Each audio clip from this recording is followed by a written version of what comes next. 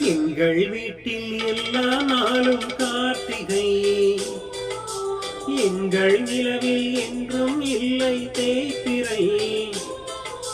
எங்கள் வீட்டில் எல்லா நாளும் கார்த்திகை. எங்கள் நிலவில் என்றும் இல்லை தேய்பிறை.